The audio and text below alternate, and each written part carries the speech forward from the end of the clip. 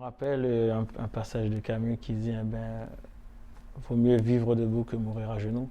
Et ça m'a toujours donné la force pour pouvoir garder la tête haute, bosser encore plus pour pouvoir aller de l'avant, au lieu de courber les chines. Je m'appelle Lisnor Saint-Hilaire, j'ai 34 ans, jeune entrepreneur, ça fait à peu près 1 an là, que j'ai créé ma société.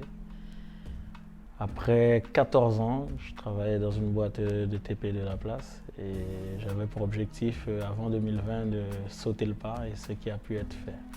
Je suis arrivé en Guyane, j'avais 7 ans, je me rappelle comme si c'était hier. Et je suis né en Haïti et je suis rentré après un regroupement familial que mon père a fait. Et la première classe que j'ai intégrée ici, c'était une classe qu'on appelait la CLIS, c'était à l'école Pasteur. Et c'était très difficile pour moi parce qu'il fallait que je m'adapte assez rapidement au français. Apprendre les choses, c'était des choses qui étaient nouvelles pour moi. Donc j'ai dû redoubler d'efforts et travailler encore plus, je pense, que mes petits camarades pour pouvoir atteindre un niveau convenable parce que j'avais déjà 7 ans, donc il fallait que je rentre au CE1. Donc j'ai fait une année intensive avec beaucoup de boulot et j'ai pu en fait prendre le train en marche. Je pense que sur la période scolaire, c'était ça le plus difficile pour moi, cette adaptation. J'ai fait un BEP, en fait c'était au lycée Mac-Joséphine, l'ancien lycée Mac-Joséphine. C'était le lycée du bâtiment et du travaux public. Et après j'ai fait un bac pro. Ce bac pro, je l'ai fait au lycée LP Balata.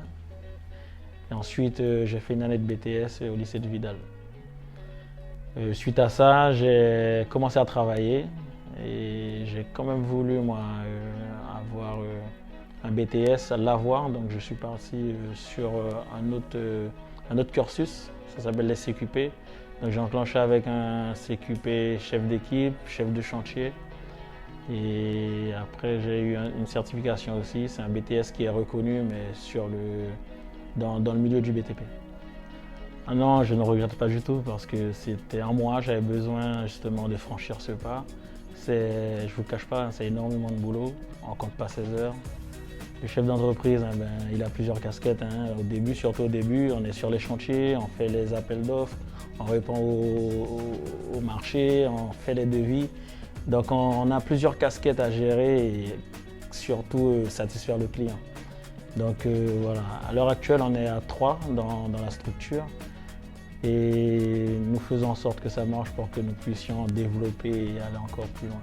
C'est assez difficile parce que en fait ma communauté, je dirais que il y a quand on est enfant, on a des petites moqueries, des choses comme ça et c'était une phase assez difficile que j'ai eue, mais que j'ai su surmonter parce qu'avec la force et la volonté de travailler pour pouvoir justement tirer vers le haut ces choses et que dans la tête de tout un chacun qu'il puisse comprendre que on est venu prendre notre chance, c'est parce que pour moi c'est une chance d'être en Guyane, d'être en France. Parce que je vous avoue qu'il y a des choses que moi j'ai ici et que je n'aurais sûrement pas eu en Haïti. Et c'est cette chance que j'ai saisie et que je suis là, c'est pour bosser. Et je pense que ça décrit mon parcours depuis tout petit. Ça nous déchire le cœur à chaque fois qu'on les a au bout du téléphone parce que selon les problèmes politiques du pays, il y a une insécurité. Et en fait, ça nous touche parce qu'on aurait aimé aussi que ce pays puisse décoller parce que c'est un très beau pays.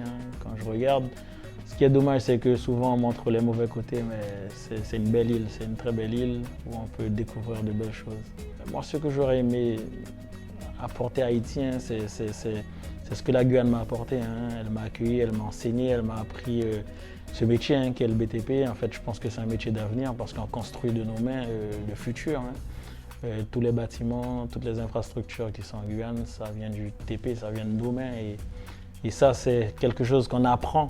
Et j'aurais bien aimé, moi, à terme, un jour, s'il est possible, de pouvoir faire une association pour pouvoir apprendre à mes confrères à construire, à reconstruire leur pays parce qu'ils ont surtout besoin de ça.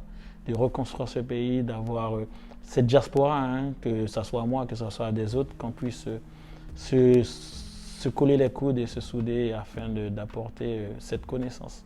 Parce que si on apporte cette connaissance à tout un chacun là-bas, ben, ils pourront en fait aller de l'avant parce qu'ils peuvent espérer être autonomes. C'est surtout ça, quoi.